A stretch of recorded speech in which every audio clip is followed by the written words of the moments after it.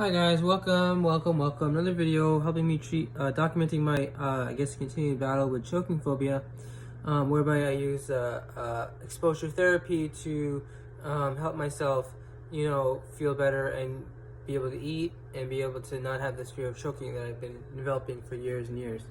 And the best way to do that is through exposure therapy. So I'll briefly go over what exposure therapy is, then I'll do the exposure, and then I'll just talk about some other stuff that I want that's in my mind. So exposure therapy is where you slowly, gradually face your phobia or your fear that you have. For example, if you have social phobia, you face your fear of people. I have choking phobia, so I face my fear of eating. And the best way to do it is to grade your anxiety on a scale of 1 to 100 before you do the exposure. Then you do the exposure, and then grade your anxiety on a scale of 1 to 100 afterwards. You'll see that it will go down over time. So I'm going to do that now, and because it's really boring watching me eat, I'm going to put a video on about this stuff, about choking phobia and about, about choking phobia. So I'll do that, and the first thing I want to do is rate my anxiety on a scale of 1 to 100. Honestly, I'm really tired. In terms of choking anxiety, by the way, because we're dealing with choking. I'm gonna go with like 10 out of 100. Next thing I do is my exposure. I want to do that. You guys can watch this video about exposures.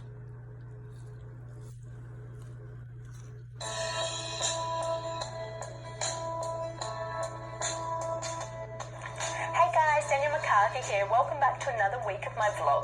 Today I'm going to be talking to you about how exposure can help you overcome a phobia.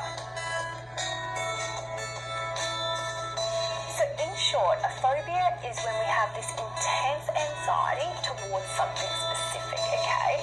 That might be spiders or public speaking, okay, or heights. And what tends to happen when we've got a phobia is we want to avoid experiencing that anxiety because it's intense, it's uncomfortable, it's unpleasant. So we try to avoid it. And this might mean that we start to avoid certain places or activities or things where we think we might be confronted with our phobia. So for example, if somebody had a phobia of spiders, that's a really common one, and it was an intense phobia where it started to take over their daily life and interfere with their daily life, they might start to avoid certain places where they thought they might come across a spider, okay? They might not go for a bushwalk, or they might even get to the stage of avoiding opening certain cupboards in their house or whatnot for fear that there's a spider there, okay? So that's a phobia. Now, one of the most evidence-based treatments for addressing phobias is exposure work, all right? Because like I said, when we have a phobia, we typically start to try to avoid certain situations where we might be confronted with that phobia, avoidance. And whilst that reduces or stops us from experiencing anxiety in the short term, what we know about avoidance is that over time, it actually leads to our anxiety worsening, okay? Our anxiety is unlikely to go away whilst we're avoiding the thing that we are scared of.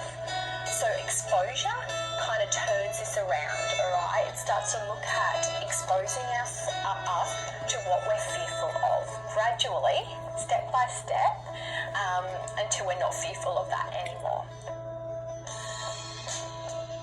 So what would happen is that we would take your phobia, say spiders, and we would start to look at different steps that we can start to expose you to spiders gradually until you're not anxious of that anymore. Because what we know about how anxiety works is that when we're confronted with anxiety, say we were put in the room with a spider, initially our anxiety would peak, it would go up really high. And at this point, we would usually run out of the room and get away from the spider. However, in exposure work, we're not allowed to avoid the anxiety anymore, so we would have to stay in the room with the spider. And what happens is that our anxiety reaches a certain point, and then if we stay in that situation, we're not allowed to leave, we're not allowed to avoid. Over time, what we know, and it's been shown time and time again, is that anxiety comes down, all right? You might not believe it, but it will only reach a certain point, and then it will eventually come down over time. Right?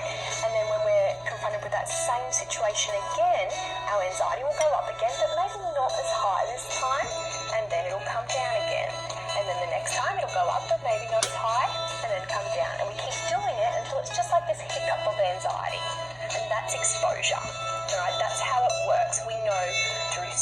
much research that eventually that anxiety will come down.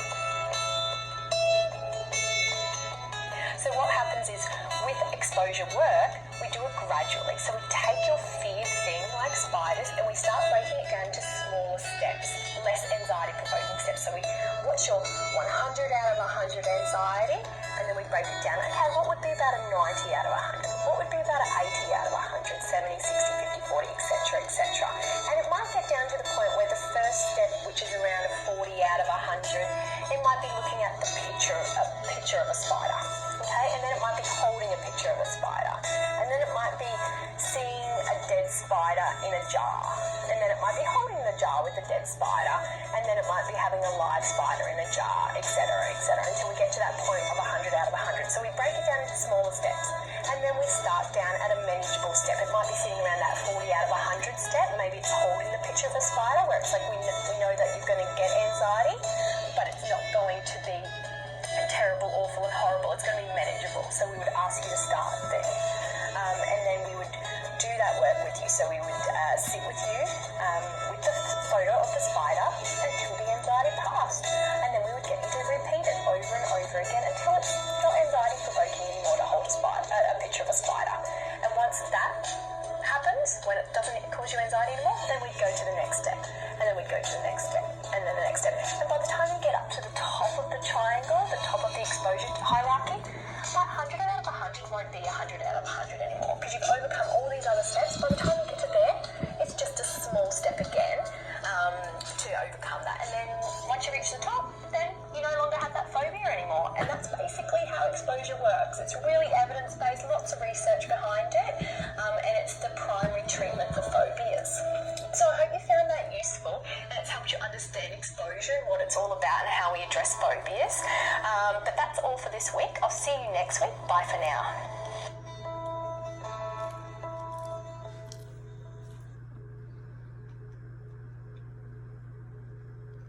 Oh my gosh.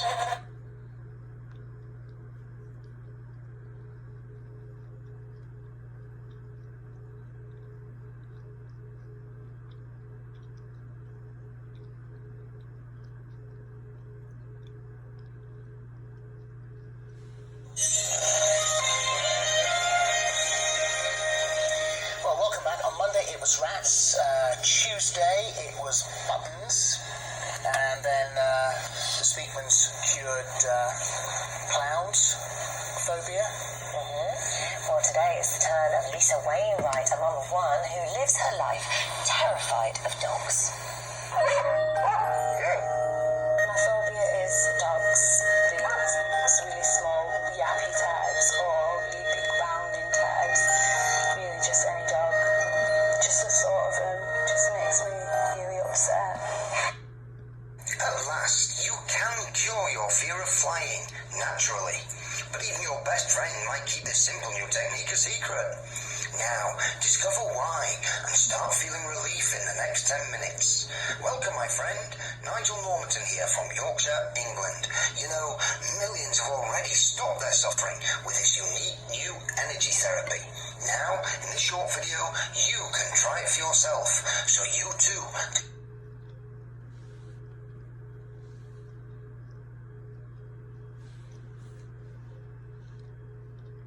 Hi, this is Dr. Grande. I hope you find this video useful. If that's the case, please like it and subscribe to my channel. As always, thanks for watching.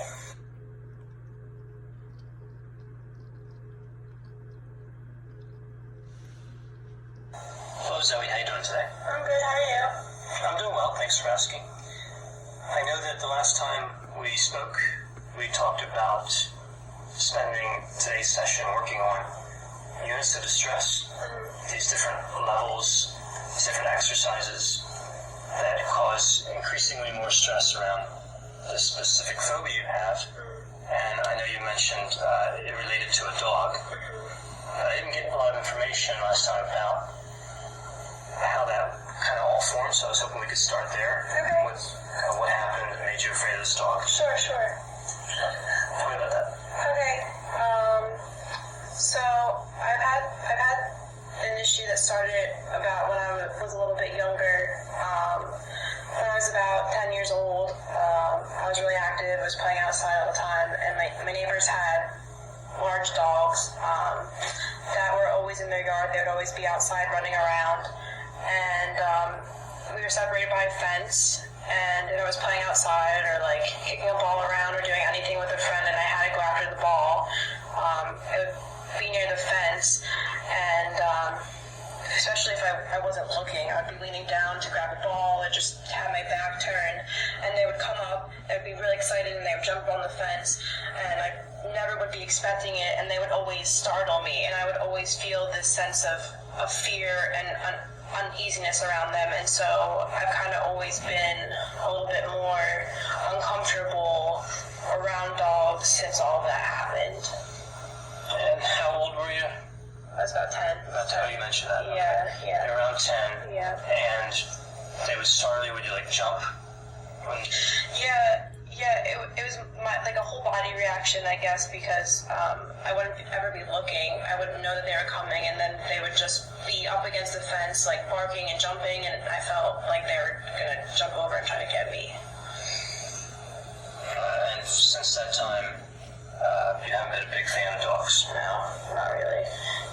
And for this exercise, specifically, there was one dog in particular that you wanted to kind of work through that fear? Yeah, because there was an incident that happened more recently at my friend's house, and it was a really big problem. I was at a party last weekend, and they had a bunch of people outside. The dog was out loose, and it's there, and so it's never really a problem. It's always kind of around, doesn't really come near me. I can always just kind of keep my distance from it. But we were outside, and they were playing with it, and I wasn't really paying attention, and they were throwing the frisbee for the dog between each other, and the dog was facing me, and I turned around, and it was running towards me, and I didn't realize it, and I just saw him coming up at me, just kind of like how the dogs had when I was a kid, and it really was unexpected, and it startled me, and I kind of thought, like I did, like when I was a kid, like they were gonna come get me, even though he didn't come near me, and it was a really big problem for me because I was all shaken up, and I tried to go inside and calm myself down, and I couldn't, and I had to leave. I had to leave the house, and I've been really uncomfortable ever since. So this was particularly stressful. Yeah. This particular dog. What kind of dog is it? It was a full-grown German Shepherd. Yeah. His name is Thor. His name is Thor? Yeah. And you want to be able to interact specifically with Thor. You want to be able to conquer that fear. Yeah, because I've been really hesitant to go back over there because her family, it's my good friend, so her family's super nice, and they said, like, you know, we'll lock the dog up, like, you can still come over, but I would just feel really guilty because it's their house, and I'm over there, well, I used to be over there all the time, and now if I go over there, that means that they have to keep the dog, like, away, or, you know, not really where I can, like, be near it, because I'm gonna have that fear. Alright, so it's important for you to get rid of the specific fear, and the owners of the dog, you think, will cooperate with the exercise that we have here. Yeah, they're so nice. So definitely if I said, like, can you help me with this, they would totally be involved with me. Alright, so you're getting started developing these units of distress. Mm-hmm. We'll work through these. Yeah. I just want to establish the scale before we get started. Okay. 1 through 10.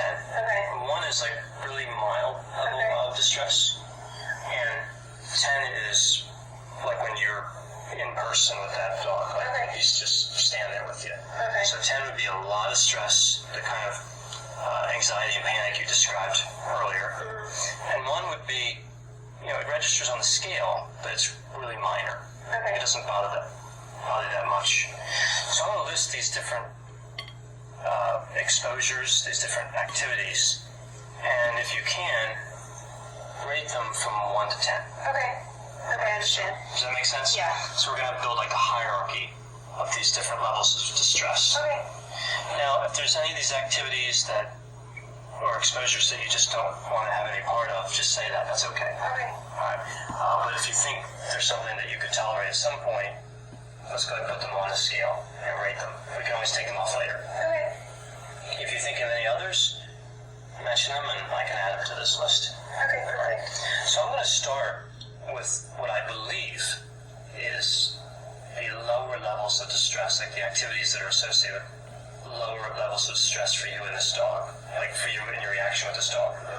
I may be out of order. Okay. Or these are just really my educated guesses. Okay. So don't feel like you have to increment the scale for each one that I read. Okay. Okay, this doesn't have to be the first one's 1, the next one's 2. I might have some that go backwards or that don't register at all. Okay. Alright. Yep. Alright, so now let's start with something I believe will be mild, which would be if I were to, like for example with this pen, this paper, draw a German Shepherd. So it would be a crude drawing. Okay. Yeah. That would probably be a 1. A 1? Yeah. Okay. That would.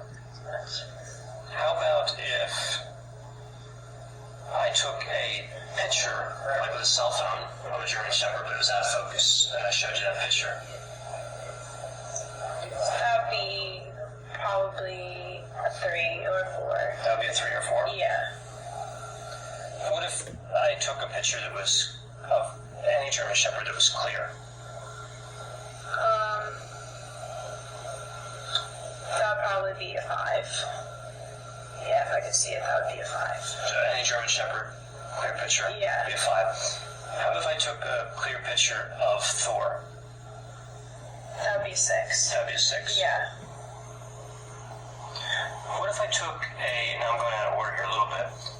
What if I took a picture of Thor, but he was really small, like way in the distance in that picture? So he would be far away. He'd be far away in the picture, like, so he's, like, I picture some, like a big yard you're describing. yeah. I say I'm way back. Okay. Okay. It'd be 6 if he was, like, right in the, like, close up. Yeah, I would say that's probably a 4, 3 or 4. Yeah, it would, because he'd be far away from me. Okay. How about if I ask you to think about a German Shepherd in general, just bringing up a mental image? Just thinking about him, probably just a 2. Just a 2? Yeah. And thinking about Thor specifically? Maybe a 3. Maybe a 3. But still around the same. Not too much. Not very stressful. No. Alright, this one might sound a little slightly unusual, but how about if I had a small stuffed animal that was like a German Shepherd? Yeah, probably only like a 2. A 2? Yeah, it wouldn't be That's afraid not of too it. scary? No, I don't think it would be. How about if I had a larger German Shepherd stuffed, like one that was maybe approximated the Near actual... me. Yeah, like in the, like here. Maybe a little bit more nervous, like a 3, but still, yeah. You kind of know it's a stuffed animal. Yeah, not too scary. It's not really triggering anything. Yeah. Alright. How about if I was able to obtain a cell phone video of Thor, but I only played the sounds for it, like...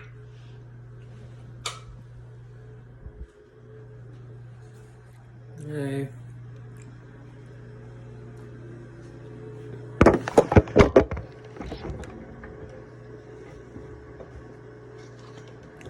So I know something weird about my anxiety. Well, I basically finished the exposure. I'm just gonna have a little slice of cheese.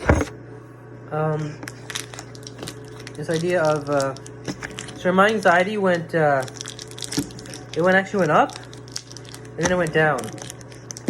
I mean, like, so my anxiety was low, and I'm sorry, so my anxiety was low, then it went low, like, then it continued to stay low, and then it went from low to a bit high. I actually had a 15, and I'm not sure why. I had a 15 though, and I think I was just preoccupied with other things going on in my life right now. Like, I'm very tired because of the medication I took. I usually don't take it on a regular basis. I mean, I usually do. I'm trying something new now, but not taking it. Hold on a second.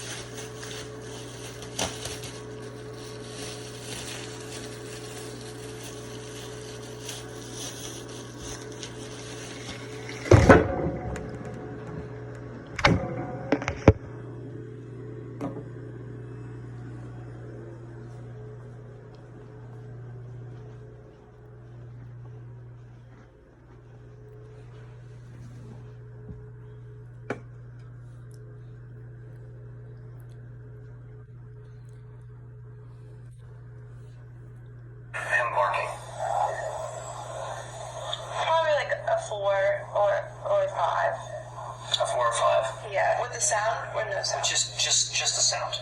Yeah. So Yeah. I Okay. think a video Okay. that would show you. Okay. Yeah, just the 4 or 5. Yeah. Okay. Yeah. So picture that same, like I'm holding a cell phone. I played a video of Thor running and barking. Okay. Right? But you only heard the sound because the screen's facing me. That same scenario, except I show you the video. That'd probably be 6. That'd be a 6. Yeah, to see him and to hear him at the same time. Yeah, that makes me a little bit more nervous. What if I showed you the video but I kept the sound off?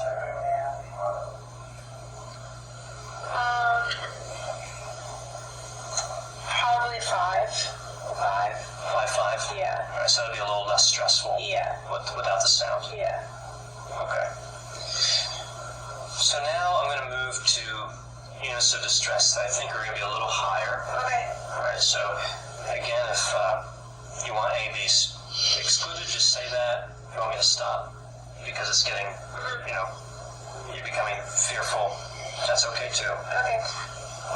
So let's now kind of picture activities that are in the same house as Thor Okay. and in the yard. Okay. Okay. So say you're there at the house, and he's there, but he's in a bedroom and the door's closed, and you know that door will remain closed. Okay. So I know he's there, but he's behind the door. Yeah, I imagine he'd be barking. Okay. That'd probably be about 7. 7. Yeah. Same scenario, except you're in the house, and he's in the backyard, but he's... Alright, I'm back. Ate my cheese, ate my food. I'll be honest, I'm still hungry because I didn't eat a lot today. I had 1.5 chicken strips, 10 French fries, 1 slice of cheese, and earlier I only had like 2 or 3 slices of cheese, and I think that was it. So I know I'm gonna end up probably nibbling on something later.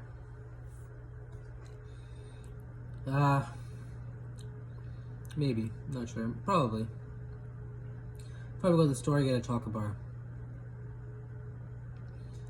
Maybe. No, maybe, I'm not sure. Let's see what chocolate bars they have. Maybe I'll go to, I just want something to like more. Like, I was gonna, make more food. It's just that I woke up late because I took medication today, which makes me sleep a lot. And I don't have time to do these things.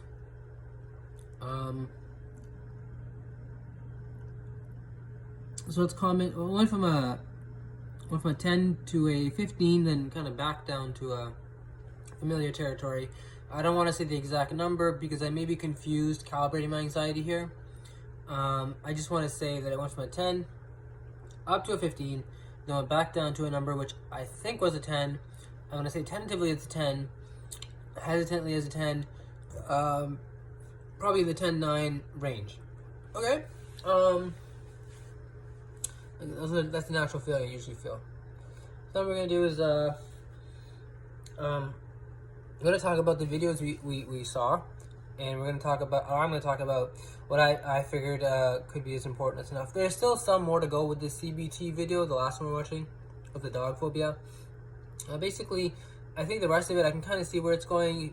He's basically trying to get her to list the different phobias in order from, least distressful to most distressful, using the SUD scale, subjectivity distress scale, and then asking her to either imaginally expose it or actually expose it. So he might make a picture of a dog and have, and hand it to her and just say, hold it, look at it, and stay with the anxiety, rate it before and then after you giving it back to me. Or, for example, just imagine he could ask her, how would you feel walking next to, the neighborhood where the dogs are, and then she would try to remember where she is, and it's kind of like imaginal exposure versus in vivo exposure. I prefer in vivo exposure because imaginal exposure requires you to actually be really, really present, be really, really mindful, and have a really, really good imagination, whereby you can actually think, okay, so the food's gonna go down my throat, and then I'll choke, you know, and then to actually get into all that, I'd rather just do it by actually getting in there and doing it. And one more thing I want to mention before I go outside, they were using what's called the higher, like not the flooding therapy, but the other one. They were using the other one. Let me I start over. The thing I want to say is he is using. I'm sorry. The two main things are in vivo exposure therapy and imaginal exposure therapy, and I think he's just trying to get her to do one or the other. Right? I prefer in vivo because it requires you to you get fed, you eat. You know, you can try imaginal exposure. I just think it's easier. You face your fear. That this is the way I've been taught to face my fear. Just eat. For other people, it may be too distressing if they have like a fear of dogs flying, whatever. So imaginal exposure might help. I eat because it's a physical thing. Like I need to have fuel in my body. So why not, as I say, kill two birds with one stone? So, well, guys, I gotta take my medication. Then I'll come right back. One second. If you guys can follow me. I don't like people watching me swallow or watching me eat. It's like a social anxiety thing. I know it has nothing really to do with choking phobia. It also has to do with social anxiety. Just give me a second, okay? Just stare at the ceiling for a second.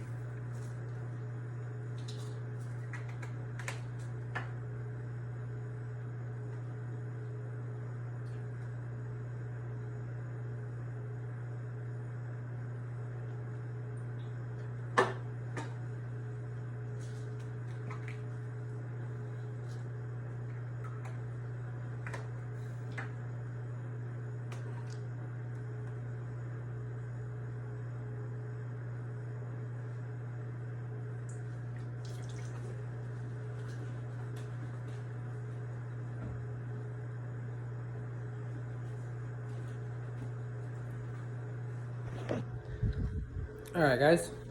Look at this. We're moving along at a great. Look at this. We're moving along at a great pace, right? Already got the food and the exposure out of the way. I feel like it's just great that I've done that at the beginning of the day. It's kind of start my day.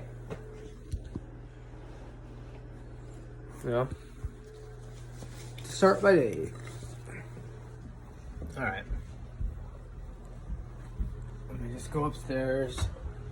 Let me just give me a couple minutes while I get in my car. I turn the heater on, and then we talk about the videos we saw.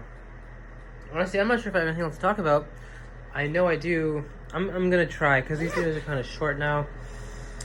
Anything that just comes to me and I think about, maybe I'll talk about. But I mean, what I mean to say is, that's kind of what I want to go for. Just kind of a talking video today, after the exposure I just did. Yeah, just give me a second.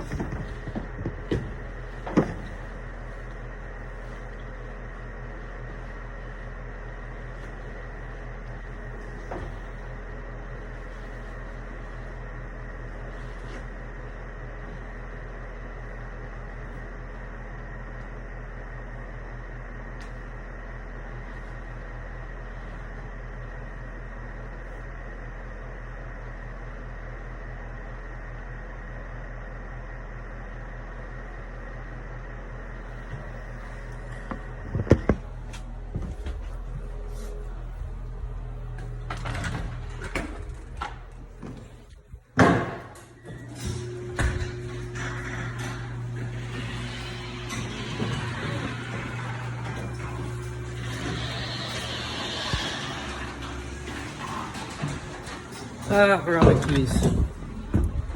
Okay, when this happens, you have your keys in your hand, and you forgot them. Next thing you know, there's no more keys in your hand. Remember, I was super tired when I came home today. I mean, last night, I didn't even, do anything. I don't even think when I went to bed, I had my pants on. I was just, it's weird to even say that because it's one of those things that just makes me feel uncomfortable talking about how I sleep. Don't ask me why, I don't know. Alright. Alright. Stand by. Just give me a couple minutes.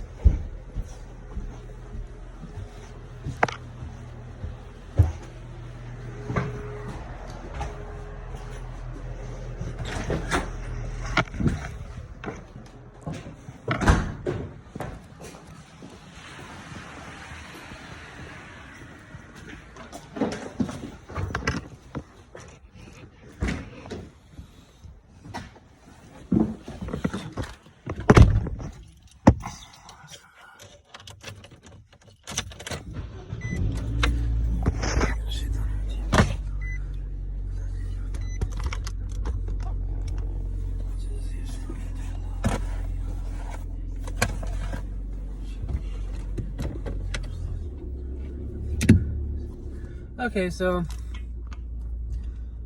holy, I don't know if you guys can notice in the video or not. I want to point this out. I don't feel like how I was feeling yesterday. Yesterday I was feeling all right. Yesterday I was feeling, you know,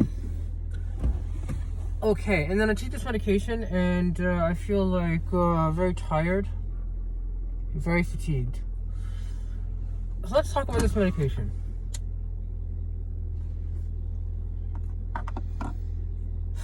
It's called Seroquel. It was first prescribed to me at the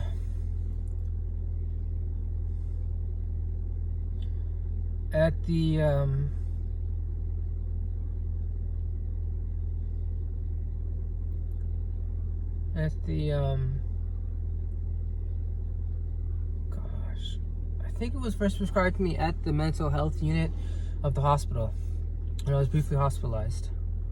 So that was 2011, late 2010.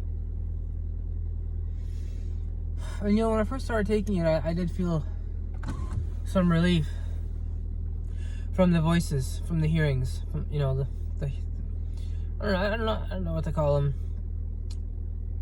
You know, whatever you hear, the hallucinations.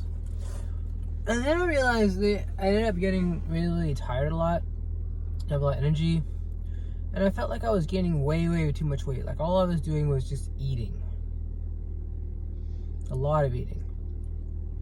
Like there were times where I still had choking phobia. I wasn't dealing with it as seriously as I am now. Like that was probably when the worst of my choking phobia kind of hit. Kind of almost peaked. I fainted one time because of lack of food. I ate like just basically chocolate, you know, snack cakes for about 2 weeks until my body just kind of said, buddy, it's time to eat. Or maybe I think it was 1 week. I think it was 1 week. Yeah, it was 1 week. In 1 week, that's all I had. And so then after a while, I kind of, you know,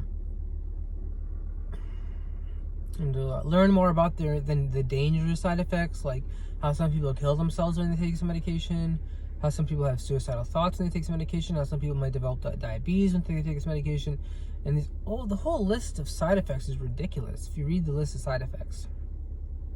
That's the first kind of like inkling of danger in my mind that there's something wrong with the medication I'm taking. So then, I think about 4 years later, I kind of had a very traumatic event happen to me. My grandfather passed on from natural causes. You know, people die. And I kind of couldn't get out of bed after that. I literally could not get out of bed. I mean, by get out of bed, I mean like go outside. So I started using weed. So I connected with an old friend of mine. We started talking, and we would start smoking weed. And I found that when I started to smoke the weed, I would miss my dosage because my schedule would be all messed up. I would be like all day out smoking weed. I'd come home maybe around, I don't know, sometimes 11, sometimes, I don't know, 12 or 1, sometimes earlier. Most of the times when I come home, I'd be completely wasted though, completely high. I'm not drinking. Sometimes, like once or twice. I can't remember drinking a lot. It's mostly weed. And so I come home and I just come home and basically just sleep. And, yeah, it was disgusting how I was acting at that time. So I wouldn't take my medication for months on a time. Months and months and months. Then I've developed this delusion that I'm spiritually non-religious and I get a fast pass because my grandpa died or whatever. I'm a good Muslim, doesn't matter. I got all this new age, hunky-dory, peace, love, kumbaya, my lord type of stuff. And kind of stuff. And then basically, I ended up getting very, very sick from dehydration. Because, I don't only have choking phobia, which prevents me from having adequate food intake, which could lead to malnutrition. Also, swallowing phobia. Fear of swallowing, just the fear of it, the act. And they're connected to choking phobia. So I wouldn't drink water, I wouldn't drink a lot of water a lot, so I would get dehydrated. And then afterwards, it became a wake-up call. I started taking my medication again. So now I'm kind of getting that same cycle, you understand? When I'm smoking a lot of weed, not as much as before. Definitely I'm smoking weed though. I need to be on top of my medication. And I don't know if any people have taken Seroquel and know what it's like, how it feels, if they have any recommendations, whether it's good or bad.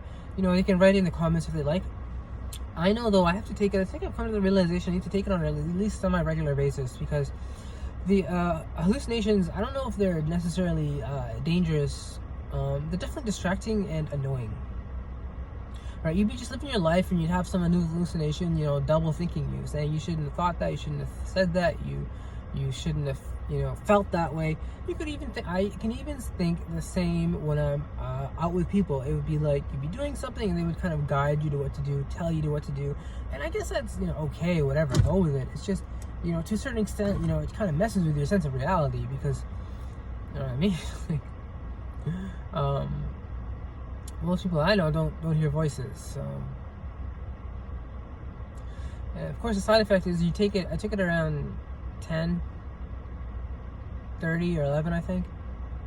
Yeah, I think around. I think, and I just woke up an hour ago. It's 11. It's 11. It's actually 1. It's actually 1. I woke up around 12:20. That's almost 13 hours. That's 13 hours and 20 minutes of sleep because of one medication. I'm telling you, man, this stuff is dangerous. I know a lot of people say don't take it. A lot of my friends, not friends, I've just, this one person said to me, don't take it, it's really bad. Another person said to me, you're taking too much medication, because he saw I was sick one time when I had Seroquel. So I took the Seroquel, took the Prozac for my, I guess, anxiety. I don't take anymore. Then I took the acid reflux pill for acid reflux. Took a Tylenol for my Tylenol, for my fever. Then I took a Seroquel for my hallucinations, and then I took, I think, 2 Tylenol. Sorry, and then I took 2 vitamins. That's 7 pills I just put in my body, and it's like, whoa, you know what I mean? Like, that's a lot of medication being introduced into your body. So, when you're sick and you're on Seroquel, especially when you're also on an antidepressant, simple things like taking, Tylenol and some vitamins, it just becomes very distressing because you got to take so many pills. And I don't like it. I just don't like it. So, at the same time, though, I do realize there are times where I do need to take it because you can't just, not take it and pretend like everything's going to be hunky-dory. Alright. Next thing we're going to do is, I'm going to, I don't have internet here. It kind of sucks. I could use my hotspot. I just don't think that's wise. What I'll do is I'll pull this up next time. I want to pull up, some pages I want to talk about and read off of. I'm not gonna do that now. I just wanted you guys to know the videos. I hope they help and they help starve off the boredom of these videos. I just really like to talk to someone. I like to just, be able to know there's someone out there listening. Even though I know YouTube is my videos are very unpopular. I'm not trying to become famous. I'm just trying to vent and have someone to talk to. It helps me with my mental health, as I said before. And so, wow, am I tired. I mean, wow, am I tired. I really feel... I'm telling you, when you take Seroquel, after 45 minutes, the best thing that your mind tells you to do, like the best thing you're going to want to do, the best thing you'll feel like doing, okay? When you take Seroquel, the best thing you will feel like doing is, after 45 minutes, is... It takes about 45 minutes to I guess, take effect, is to crawl into a blanket, right, and go to sleep. And just feel the blanket against your body. Because you're going to be so tired. It's going to feel so good. That's what I'm saying. It's not a good medication. What type of medication is once you want to go to sleep? Can't you just sleep on your own? And the thing is, I had trouble sleeping on my own.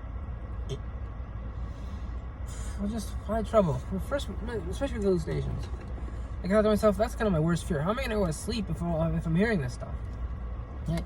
How am I going to sleep if I'm hearing this stuff? And the fear kind of just spiraled. And now I realize that I've kind of grown up, and I've kind of realized that you got to trust in God. Whether the hallucinations are good or bad, you got to trust in God. And, you know, if you're going to hallucinate while you sleep, you're going to hallucinate while you sleep. At least they're not yelling. At least it's, you know, I know real noises that are worse than that. Like when you wake up and you hear like kids outside just screaming, or a guy doing his lawn, or beep beep, or I know I used to live next to a railroad track one time in New York, and oh, that railway, man, it would wake me up sometimes. It was a huge horn. Jeez.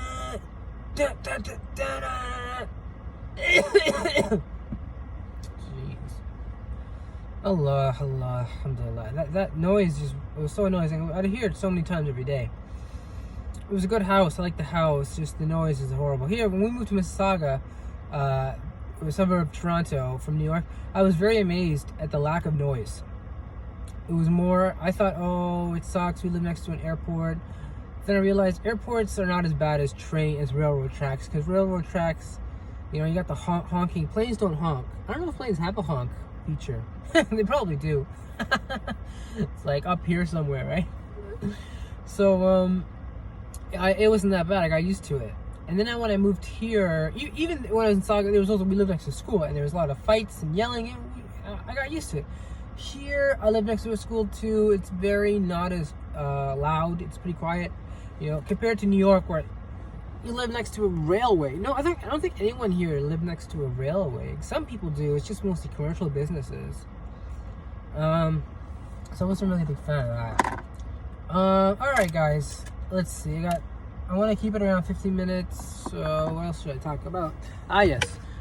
I don't do the my thoughts like one after the other anymore, because I find that it's not helpful anymore.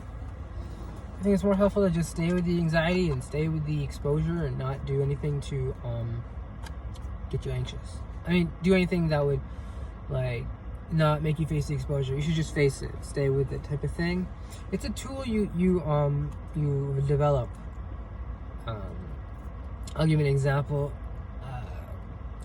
I learned something earlier today. I mean, a couple weeks ago on a TED Talk that said that people who are public speakers that are great, one of the ways that they show you that they know what they're doing is they don't hide their vital organs. They would look at you like this. You see, you have the heart here, and the lungs here, right? What's it? You have the stomach and the liver, whatever, intestines, gallbladder. If you can show someone, right, your vital organs, it means that person does not have any doesn't feel threatened towards you, doesn't have any sort of malice or enmity or hatred or even suspicion towards you. They simply are there, and they could be there to talk, like you could talk to them and they would probably be open. Most people, I notice that when they ball up or do some sort of thing like this, or when they're walking and they kind of do this or something like that, you know what I mean, where they're kind of covering up their vital organs and they have their hands all over the place. Those people tend to be, at least that I've learned from this TED Talk to be less insecure in terms of public speaking. They may not want to, I derive from that, they may not want to talk to me. They may be in their own mind, thinking about things in their day. They may be just, somewhere else. They definitely don't want to be a part of where they are. They want to just get out of there or be with their own people. You know what I mean? They don't want to talk to me. And I find it to be very important because I've noticed that a lot now. I take that to heart and I think it works. I'll give you an example. Someone in my family, how do I explain this? Let's just say something hypothetical happened whereby my friend's sister came to the house and she didn't know my parking spot is on the left side, so she parks diagonally into the house and into the garage, and so I had no space to get in. And I thought she was gonna move it out or something, and she kind of just didn't. And even her kids were kind of like, how do we kind of move inside now? And after that kind of thing, my anxiety heightened, and I was like, what am I gonna do? Then I thought to myself, then I kind of like pushed myself to get there. That was the first part. I pushed myself to get there. I pushed myself to face my social anxiety. And so I went, and perhaps it was choking phobia too, even though I'm not sure. I don't think it was. It was more social anxiety. So I walk in there, and I've said, as much as I have respect for her because she's like, as I said, my friend's sister, I haven't really known her a lot. I haven't really met her a lot. I haven't really talking to her a lot. So I walk up to her and I say hello, and she says assalamu alaikum, and I say, can you please move your car from the garage because I won't have a place to park later. And she says, oh, that's your spot? And I said, yeah, the parking side on the left inner side is mine. And sorry, no, then she said, oh, you need to park? And I said, no, not right now. I'm actually just outside. I will do later because my parking spot is the left inner side.